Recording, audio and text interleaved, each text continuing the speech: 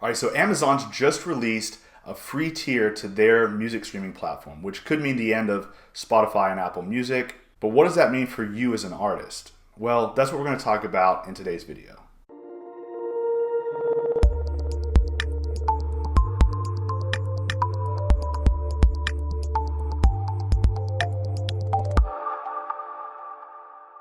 All right, so first let's discuss why Apple Music could completely change the landscape of streaming and completely overtake Spotify and Apple Music.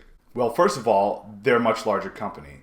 I think Amazon's valued at something like $800 billion globally.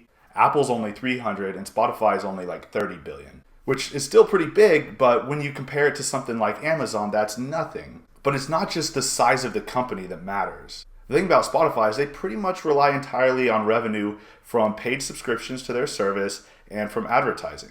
For Apple Music, it's essentially the same thing, but they have a lot more products. Like Apple as a whole has a ton more products that they can make money off of, and that additional revenue can help them stay really competitive with Spotify and actually offer their service for even less. But what about Amazon?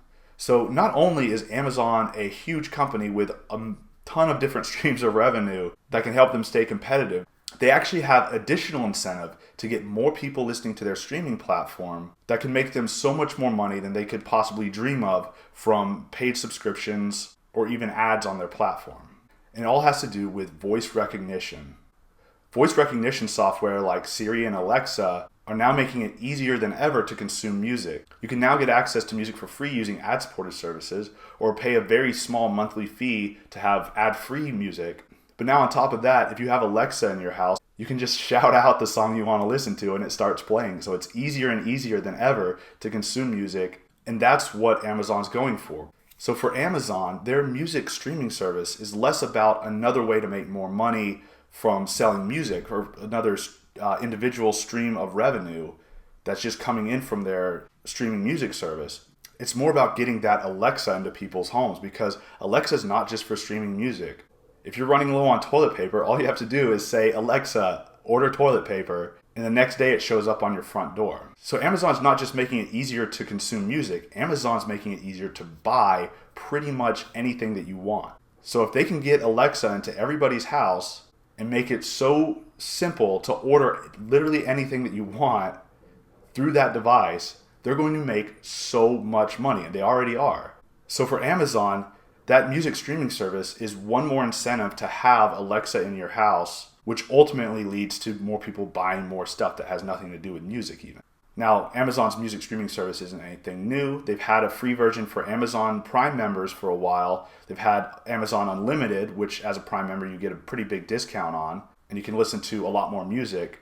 But now they have the free version that's ad supported. So we can see that Amazon is clearly moving towards taking market share away from Spotify and Apple Music. And Amazon's really positioned to be able to completely overtake Apple Music and Spotify because their financial motive goes beyond any amount of money that can be made from paid subscriptions or even advertising on their streaming platform. But what does this mean for you? Like, what does this mean for you as a musician? Because if your music's on Spotify, your music's already on Spotify and Amazon and Apple Music. When you upload your music to Spotify through an aggregator like CD Baby, DistroKid, TuneCore, any of those guys, they're already putting your music on iTunes, Apple Music, Amazon Music, everywhere. It's already there. So that doesn't change for you. But there are two big takeaways, and these are two things I talk about on this channel a lot. And this is just one more example of the industry changing that reinforces two key principles that I talk about all the time on this channel. So the first one is that music is free.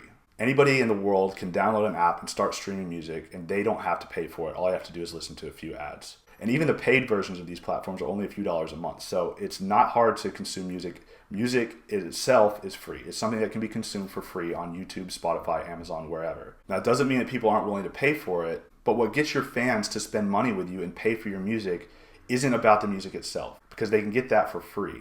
It's about the relationship. It's about that connection that they have with you. If you have a strong connection with your fans, a loyal fan base, they will spend money to download your music that they could get for free elsewhere. They'll even donate money to your Patreon account. But beyond that, there are other ways that you can get them to spend money with you. There are other things that you can offer that they'll pay for. Vinyl albums, that's something that can't be streamed.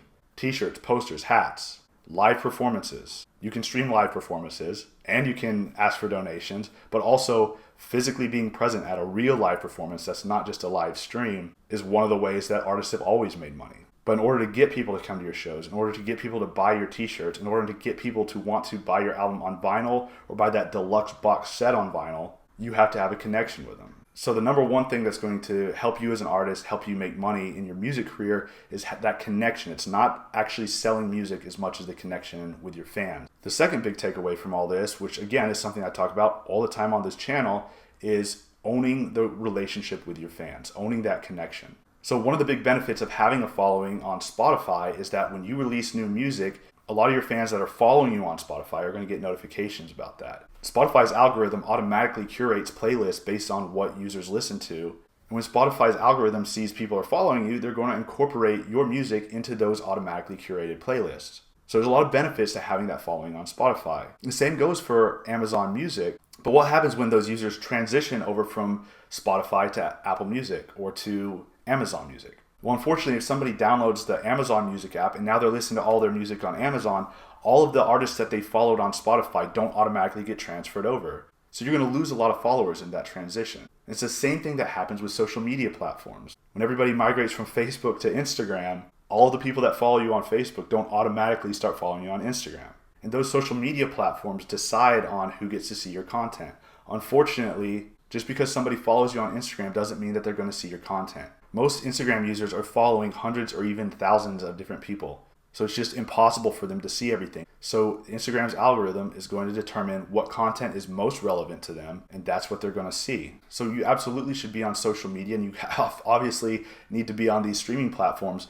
But my point is that you don't own that relationship, which is why it's so important that you get your fans' email address, because you do own that. You get to determine when they hear from you. And it doesn't matter if all of a sudden everybody moves from one streaming service to another or from one social media platform to another. You still own that relationship via email, and you can still connect with them. And you can still let them know what's going on that new social media platform or that new streaming platform. All right, so the two big takeaways from this, regardless of whether or not Amazon ends up devouring Spotify and Apple Music, or maybe they just close their doors and decide to give up. Who knows? But regardless of what happens, there are two big takeaways, two big things to think about. And one is connecting with your fans, building that relationship with your fans, because that's how you're going to monetize your music career. And number two, own that relationship with your fans. Get the email address, build your email list, still do the social media stuff, still promote your streaming stuff, but you need to own that relationship. And the best way to do that is through email.